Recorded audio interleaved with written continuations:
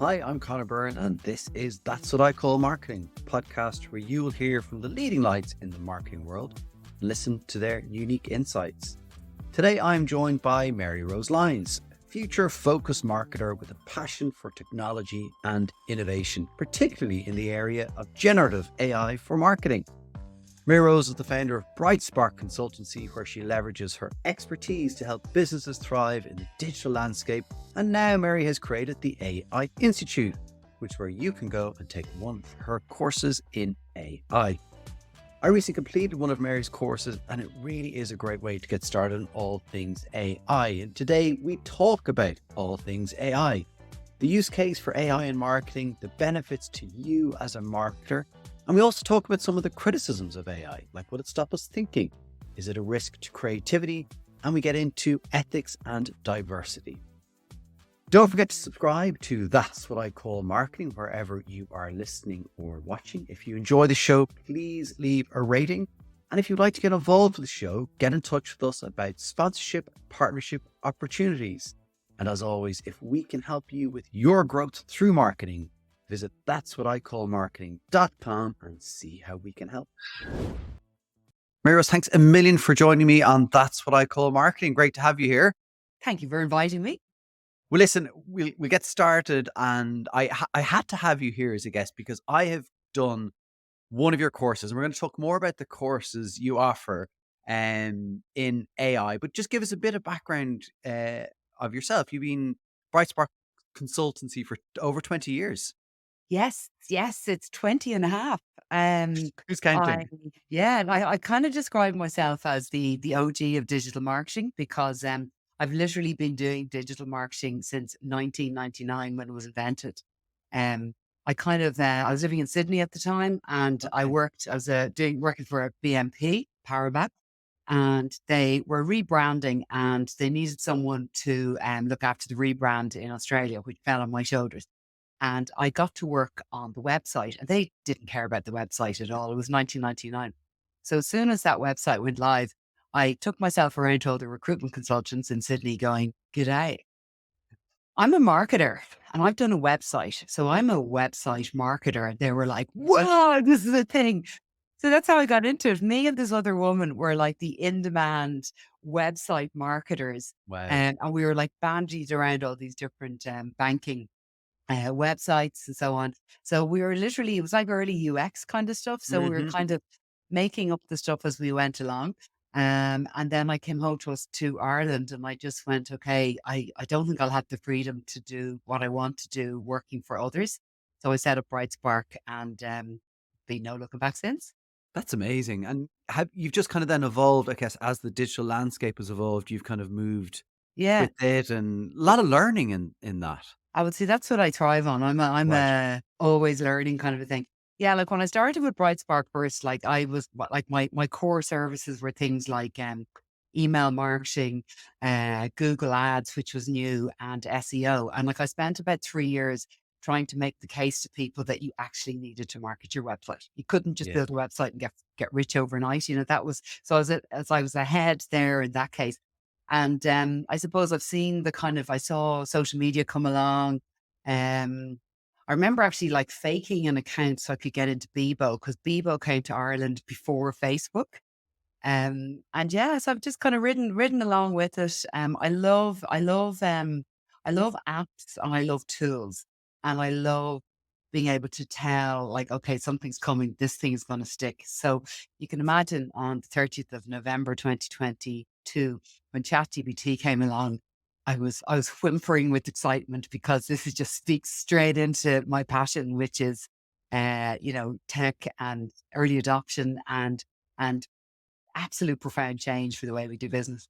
How do you spot the things that you think are going to stick? Because there's a lot of things that just Yeah. don't. And you've mentioned one, and something like MySpace that didn't Yeah. last. They were around for a while and relevant, but how do you have a knack of spotting the things that might stick, and then the I know ones that this sounds really stupid, but I just feel it. I know that's that when you've been doing it as long as I Yeah, yeah, have, no, and I no, kind yeah, of yeah. like Go on. I read, I listen, I Mm. consume voraciously. So I think, there's a lot of people like me out there, but see, the difference is that you kind of have to have the ballsiness to go around and tell your clients, actually, that thing you've been doing for ages and you've built 65,000 fans on Facebook, well, they're not really going to work for you that much anymore. You need to be doing Instagram. Not a lot of people Yeah. have that kind of maybe confidence to do that, and they'll keep doing the same thing. Whereas I'd be kind of going into clients going, right, Facebook, you can forget about that. And sometimes it doesn't land very well. And sometimes it does. And then we just go with it and get that kind of first mover advantage, because you know yourself, there's a massive first mover advantage when you're using any of the platforms, new features or any new platforms at all. Yeah, and I mean, I guess one of the things, and you certainly hear it and see it, is often maybe a bit of criticism of the next new shiny thing, and marketers particularly get a bad rap sometimes. Yeah. Like, I think earlier in the year in July, Mark Ritson put a comment about us, like cats chasing pieces of wool or something. And it was that Yeah. context of like we're Yeah. just next shiny new thing. Yeah. So, there's a lot of next shiny new things going on, let's say in the Gen AI space at the moment. And I look at something like everyone's talking about Runway. It's a text to video tool. And I look at that and I go, okay, as a marketer, how would I want to use this in my Yeah, business? What are the needs I have? And then I come to the tool and I look and see, can the tool satisfy my needs? And as marketers, we need to know, that ChatGPT isn't the only show in town. And we need to know like how to hop around, where to go to get the things we need to get our stuff done. yeah. And look, I have a perspective on it, which is I think marketers, particularly client side marketers, are can be often overwhelmed and incredibly busy with things, and actually having agencies or consultancy partners or people who actually can help cut through and do what you do and kind of say, actually, we've done a bit of this. We don't think Runway is right, but actually, here's a thing that is. Yeah. I think that's the value of the marketing ecosystem as a whole, and that's where I think let's say agencies and the like of Value yourself, added. yeah, huge Yeah. role because it shortcuts the things when you're being on client side, there's 1,000 things that have to go on. And then if you're Yeah. coming and running and saying, oh, we should try Runway, someone's going to be like, just go away. Yeah. Yeah. Exactly. Well, they'll know.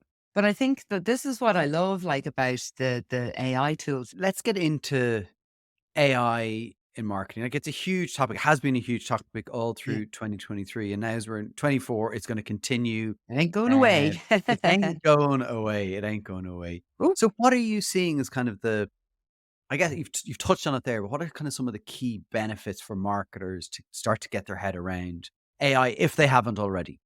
Okay. Um, I think the main benefit, okay, a lot of people start at the point of time saved on content creation. Okay. Okay. But I think that if you think of the, like, say, the marketing process, before we go into content creation, we have research and ideation. Even right down to that blank sheet of paper of what are the services that we offer? How do we segment our market?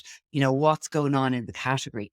And we can use the AI to really help us to identify new category needs, unmet first needs of customers, all of this kind of stuff, which let's face it, we tend to do that at the start of a client account and then we kind of Yeah. don't. So that's one thing we could do. So then you can use it obviously on content creation. It can save you an awful lot of time. But then the other thing, and this is the real, like one of the real values I see all the time is we know in theory that if you have a really good piece of high performing content, if you repurpose and repackage that content, it's going to work. And it's a very low cost way of getting more content out that is going to perform. We can do that so easily, like a couple of, buttons you have to press. And then suddenly, that podcast that you've done, Connor, your top performing one for the first 6 months of this year, that can turn into something else. It can turn into, snippets for TikTok, YouTube shorts. You can get the best of, make it into a long form post. There's so much you can do with it. So it's about kind of doing better quality at the start, saving time in the middle, and then getting better value from that, which is good. Right. Great. So much in there. Where do people, where do you start? Well, where you start is just start. I would strongly recommend anyone who's listening, just spend the money and get ChatGPT 4. Okay, the paid version. It's €23 a month. And as I'm always saying, when you think of how much we pay without even, breaking a sweat for social media tools like Hootsuite and the like, $79 and $100. So, don't be cribbing about 23 euros. And so get the paid version of the tool and just start. And what I'm sort of advocating, and I'm actually going to do this myself in the coming weeks, is if you like when you come into work in the morning, and you open your email, open ChatGPT. And it's a kind of a thing you need to almost build that neural pathway in your Mhm. brain that before you just mindlessly start on a task, think to yourself, how can I use AI to do this for me? So one of the things I'm going to do is I'm going to make a list of the 100 tasks that I performed in the last month. I'm going to literally look at it and try and break it down. Which ones should I not be doing? Which ones should AI be doing? Which ones should I outsource to my VA? And which ones should I do myself? So the ones I do myself are going to be the high value, Yeah. high performance ones that need my humanity. The rest of them, I'm going to just AI or outsource. And you've touched on something there that I think is a big topic around AI, which is, are we are we risking kind of losing the ability to use certain parts of our brain by getting AI to do things? No, I disagree with that. I'll tell you why. Most of the amazing value that we get from using AI is on killing those boring, repetitive tasks. We no longer have to do them.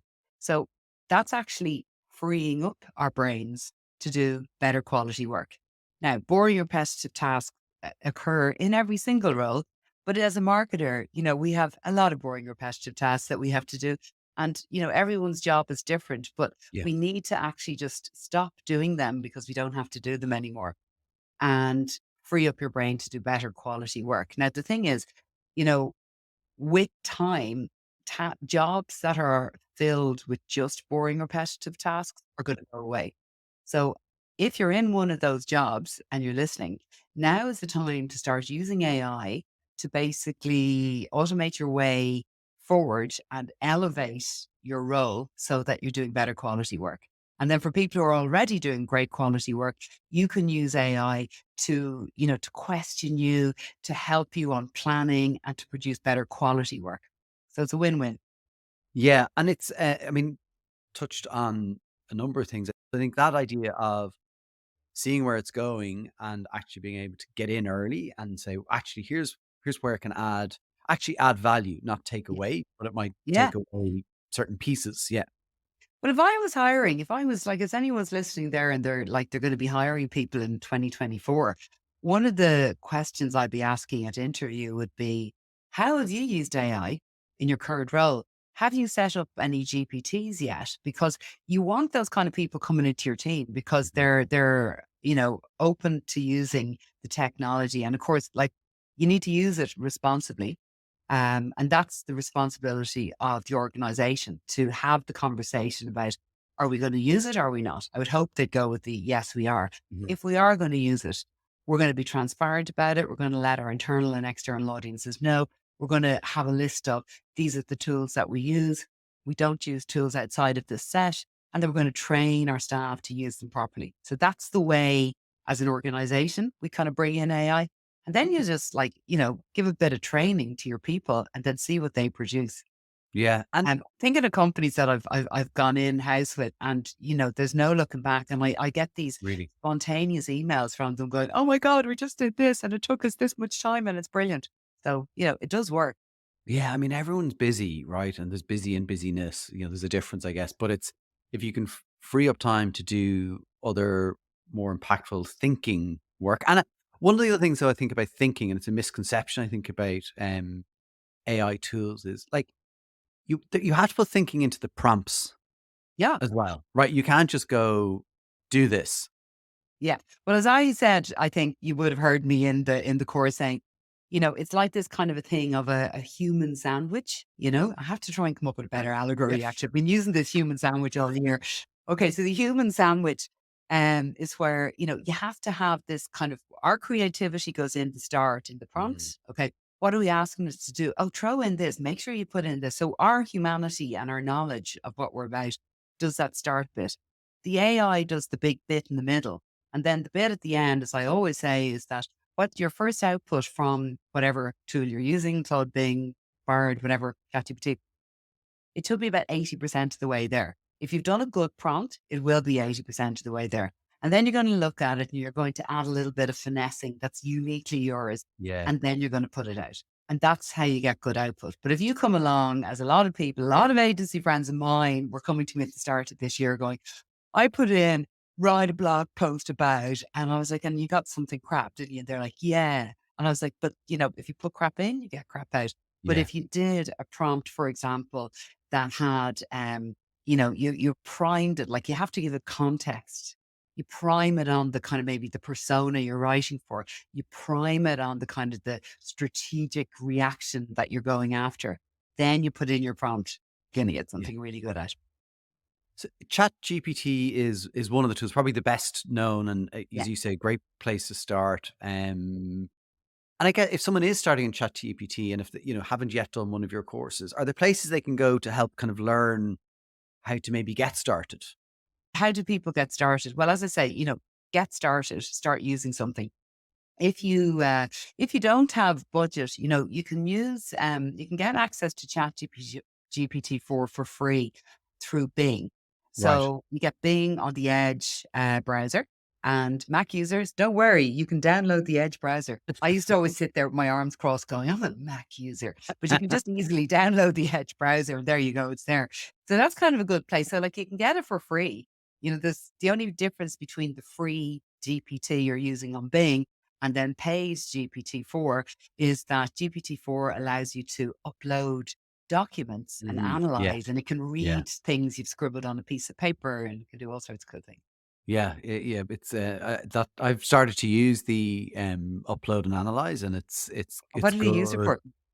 for? Just some projects, and I find it just actually what it did for me was when I read the documents, I had my own perspective, and then I used ChatGPT, put in some prompts, and then it helped me pull out some other things I hadn't spotted, which was just Yeah. brilliant. Like it Yeah. was, so it didn't I don't know if it shortcutted, it just kind of validated and added, and so it's like the upload is a great feature. I'm starting to see like AI turning up in lots of things. Like, I use Descript and AI is there. Oh, I the script's use great. Yeah. yeah, I use Miro and AI is Yeah. in there. Like it's everywhere, and I, it's not, as we've said before, it's not going away. And as you see it in those tools, it seems quite intuitive, maybe slightly more so than ChatGPT. We talked about the prompts. Like for Yeah. Descript, for example, you can say, create a show summary. Now, actually, it's not, sorry, people in Descript, I love your product, but it's not brilliant at the show summary. Yeah. Yeah, exactly. That's the thing. But the prompts there probably aren't as strong. So it's more of a feature, I think, at the moment. Yeah, like I think the landscape is changing all of the Mm. time. And other shout outs to other tools that have built AI in would be, for example, like Notion, anyone uses that, Intercom, um, Zapier, any of these kind of like they all have like you have to have an AI element. Where I kind of think it might be going is with the launch of ChatGPT Enterprise, which is their enterprise offering comes with a hefty price tag. And the promise of enterprise is that your data is safe and encrypted and will not be used for training the model. So the idea is that if you're a large corporate, you can get onto Mm. ChatGPT Enterprise. You can also be using ChatGPT on your own internal documents. You can give people different levels of access and so on. So on one hand, you're going to have a world where the large corporates will all be on their different enterprise big blocks. Think of big buildings. Okay.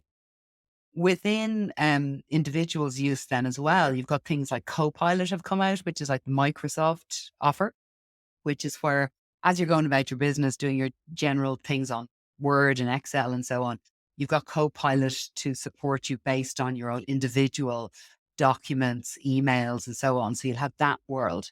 So the world where we kind of leave the big building and go out into ChatGPT itself, or we go out into Claude or whatever, I don't know. will they still exist, or will it all kind of Right. become the same? Because at the moment, I'll tell you, what's going on at the moment is there is a massive land grab going on. All of the big tech companies want to own the space. Yeah. Back around in November time, they got the Biden administration to bring out this executive order, which is supposed to be like protecting the people. Hmm. Actually, it was to try and put up walls so that sort of more startup-y type of AI companies can't break in. So the big guys, they're already trying Okay. to own the space. Wow. So if they have their way, um, there might be just one video tool, there might be just one image creator tool, or maybe not. So at the moment, it's a wild west of lots of things. Yes. Yeah. Yeah. Things like, so data is certainly a thing that people are concerned about. Mm, When I or somebody puts stuff into ChatGPT, like, where does that end up? That's a mm. concern people have. Was the first thing I take people through on week one of my course is understanding. Apart from understanding, here is the landscape of all the different places, and you kind of go to different LLMs, that's the models, large language models. You go to different ones for different kind of, I suppose, use cases. But then the second thing is then to look at how you set up your chat GPT. So how you use your kind of custom instructions so that your experience would be very different to mine. Hmm. And then we do another one, which would be around looking at how our data is used. So knowing that if I'm in this particular part of ChatGPT, my data can be taken and put out into the model. However, if I flick the switch in custom instructions or in settings, I can turn off that.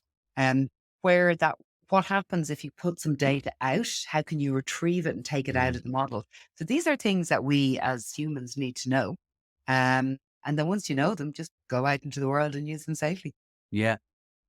And we've touched on ethics a bit, but I certainly think that has come up as a huge topic Yes. just generally. Yeah. And, I'm glad of that. yeah. Okay. In what Well, my ways? take on it is, I think, as I mentioned at the start, okay, so I was involved in social media from the start. So around, say, 2007. And I look back and feel a little bit guilty that I was involved because from 2007 until 2018, when Cambridge Analytica scandal broke, Yeah. you know, our data was being stolen from us. Our data was stolen, it was sold, it made some people very, very rich on the back of our information. And then now we have this awareness. And the really good thing is that that experience of Web 2.0 and how the kind of social media companies treated us, we're coming into this next stage with AI and we're being very, very mature and we're asking a lot of questions. So when you think about it, this is the first full year of AI is here. And people are asking me, how can I be sure my data is safe? They're thinking about privacy, Yeah. they're thinking about diversity and ethics. And I think that's brilliant. It's the one kind of good thing that's come out of that experience from before. We're not going to let that happen to us again. But the only problem I think is that I fear is that, you know, in terms of the pace that this is going at, Yeah. it's blistering. And we kind of need, like, when you think of the institutions that we would rely on in the past to look after us as citizens, we have, the tech companies themselves. Well, I wouldn't be relying on them. And then we also have, there's gone as any kind of job or consultancy in with them. But then we also have our governments. And, our governments, by their very nature, need to be kind of consultative and listen to all the different opinions. And they move quite slowly. They're not Hmm. as agile as we need them to be. So my only fear is that the pace is going so fast and we don't have an institution. We don't even have the United Nations of Mm. AI. And we've no body that's there to protect us. So I've heard of a couple of organizations recently who are, in a good position to be independent arbitrators or guides. And I only hope that they can get their kind of get out there and achieve the kind of safeguarding that I think needs to happen. I don't think banning it is going to be a thing. I don't think Yeah. it's going to work at all. But the fact that the people are going, okay, I'm mindful of this. We need an umbrella organization to come out and say, right, this is how it's going to be.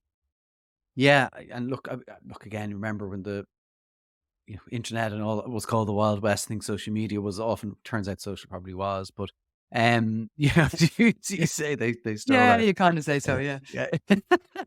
um, but also there's the question around, I guess, ethics, but also like the coding and the development of these tools. Like, is there enough diversity in that gives the tools the perspective they need? When you look at the way that the models have been trained, when you look at something like if you go into an image creation tool and you put in successful business person, you're going to get someone who looks more like you than like Mhm, me. mhm. And that's all you're going to get. So we don't want to just accept that view. So Yeah, what I ask everybody to do is to go into their custom instructions in ChatGPT, and in the second box where it says, how would you like us to answer you? To write down, it is a requirement that I always get a diverse perspective in your answers. right. And that is, you can do it one person at a time. Now, it's not a huge thing, but it's a step. So it's just you're asking for your experience at ChatGPT to always have, I always say in mine, creative and uh, diversity.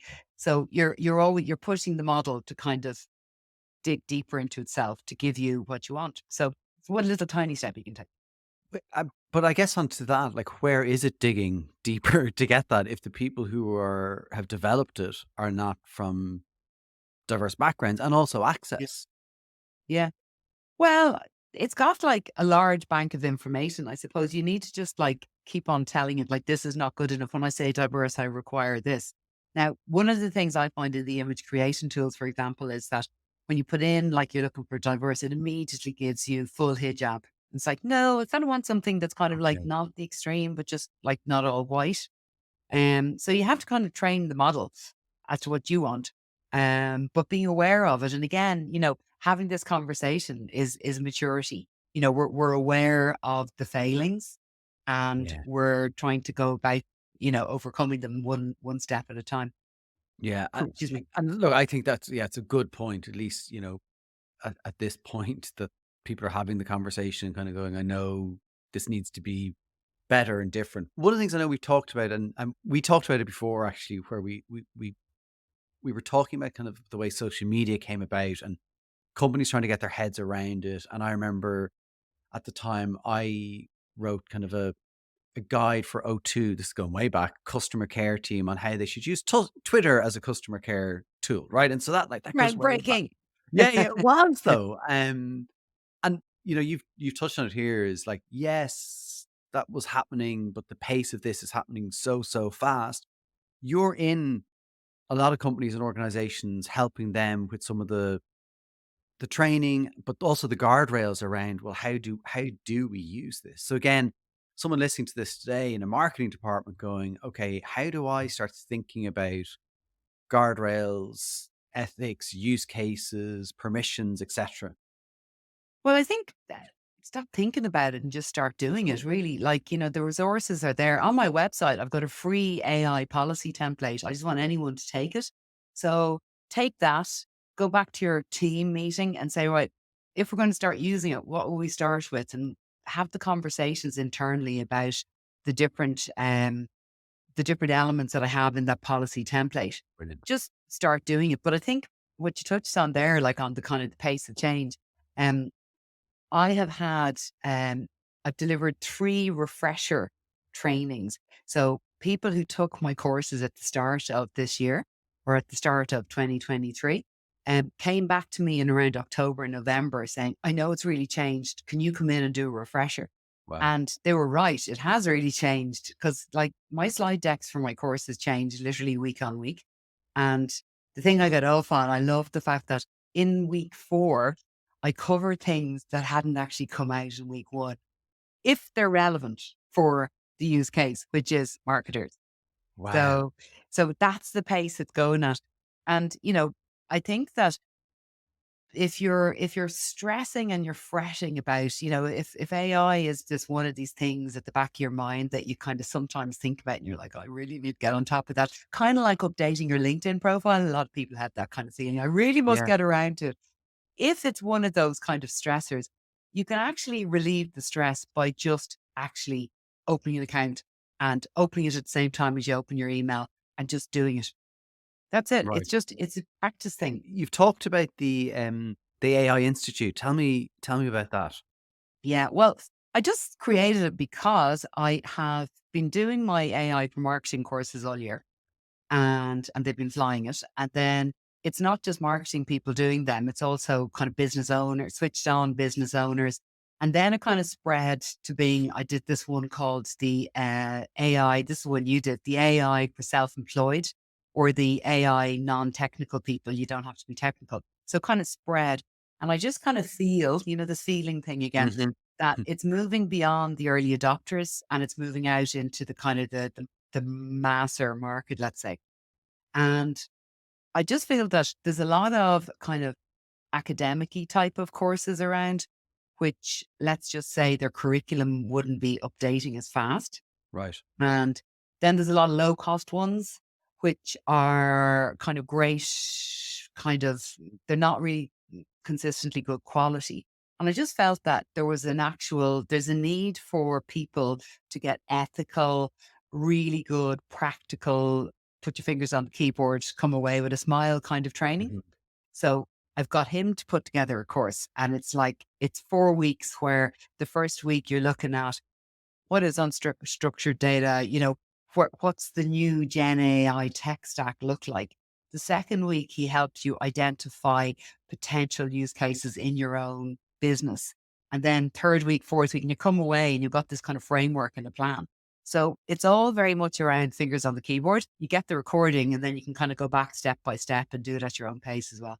That recordings and the decks, like that happened to me, with one or two bits, because I I think I was still still trying to figure out the bit before.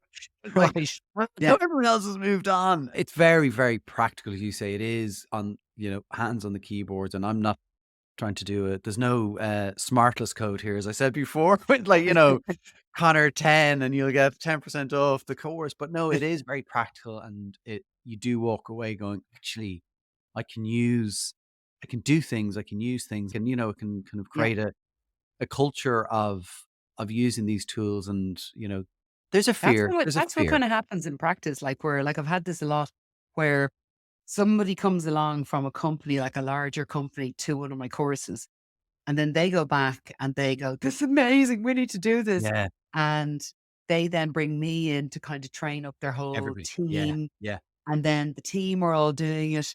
And then they kind of come back and I do a session for the wider company on the kind of more ethical, kind of the safety standards kind of thing. That's how we do it. Yeah. Um, and as I say, like, if there's one thing you do if you're after listening today is like, stop thinking about it and just start doing it. Maryrose, thanks a million for joining me. Thank you for inviting me. Well, I hope you enjoyed that episode. And as Mary mentioned, she has her courses starting in just over a week. So if you want to get stuck into AI in 2024, check out her courses. Or you can just try out ChatGPT and play around with it. That's it for today's episode. Don't forget to subscribe to That's What I Call Marketing wherever you are listening or watching. And if you would like to get involved with the show through sponsorship or partnerships, get in touch with us. And of course, if we can help you with your growth through marketing, visit that'swhaticallmarketing.com and see how we can help.